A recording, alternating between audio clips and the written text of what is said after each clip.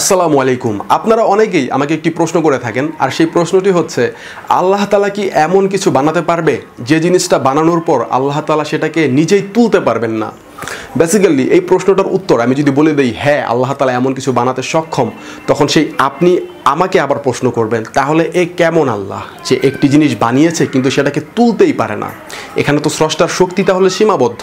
আবার আমি যদি বলি না আল্লাহ তাআলা এমন কিছু বানাতে সক্ষম নয়, তখন আপনি আমাকে বলবেন তাহলে এ কেমন স্রষ্টা যে একটি জিনিসই বানাতে পারে না?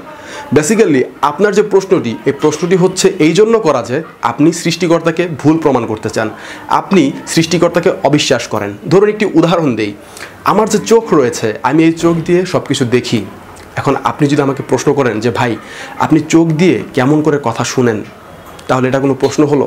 চোখের যে বৈশিষ্ট্য, চোখের যে ধর্ম, এর সাথে কি কথা শোনার কোনো কানেকশন রয়েছে? নেই। আবার আপনি যদি আমাকে বলেন যে ভাই কান দিয়ে আপনি কিভাবে পৃথিবীটা দেখেন, তাহলে আমি আপনাকে বলবো আপনি একটি অপ্রাসঙ্গিক প্রশ্ন করেছেন। কেননা কানের ধর্মের সাথে চোখে দেখার কোনো সম্পর্ক নেই, কান দিয়ে আমরা শুনে থাকি। সো আল্লাহ তাআলার সিফতের সাথে যে বিষয়গুলো কাজ করে সেটি আমাদের মাথায় রাখতে হবে। যেমন আল্লাহ তাআলা মিথ্যা কথা বলেন না, তো আল্লাহ তাআলা চাইলে তো মিথ্যা বলতে পারেন, কিন্তু তিনি সত্যবাদী। আল্লাহ তাআলা ঘুমান না, আল্লাহ তাআলা খাওয়া দাওয়ার প্রয়োজন নেই।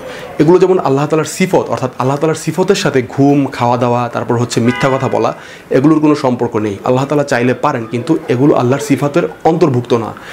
ঠিক একইভাবে আল্লাহ তাআলা এমন কিছু বানাবেন যেটা আল্লাহর চাইতে শক্তিশালী, এটা আল্লাহ তাআলার সিফতের অন্তর্ভুক্ত না। আপনার প্রশ্নটি হচ্ছে একটি ভুল প্রশ্ন। আমি যদি বলি এখানে 9 একটি সংখ্যা রয়েছে, এই 9 সংখ্যাটি খেতে কেমন লাগবে, এই 9 সংখ্যাটির ওজন কত, এই 9 সংখ্যাটি কিভাবে ঘুমায়, এই 9 সংখ্যার গ্রান কেমন, তাহলে আমি বলবো এই 9-এর সাথে আসলে এই যে প্রশ্নগুলি আপনি করেছেন এর মধ্যে কোনো সামঞ্জস্যতা নেই। এর যে বৈশিষ্ট্য, 9-এর যে বৈশিষ্ট্য, এই বৈশিষ্ট্যর মধ্যে এই যে প্রশ্ন, এর সাথে কোনো সামঞ্জস্যতা নেই। এগুলো হচ্ছে অপ্রাসঙ্গিক প্রশ্ন। ঠিক একইভাবে আপনি যখন প্রশ্নটি করেছেন আল্লাহ তাআলা এমন কিছু বানাতে পারবে কিনা, সেটা আল্লাহ তাআলা নিজেই তুলতে পারবেন না, এই প্রশ্নটি হচ্ছে একটি অপ্রাসঙ্গিক প্রশ্ন।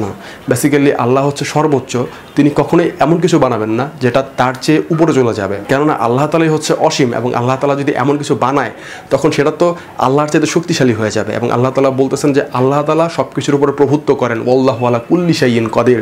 আল্লাহ তাআলা সমস্ত কিছুর উপর সর্বশক্তিমান।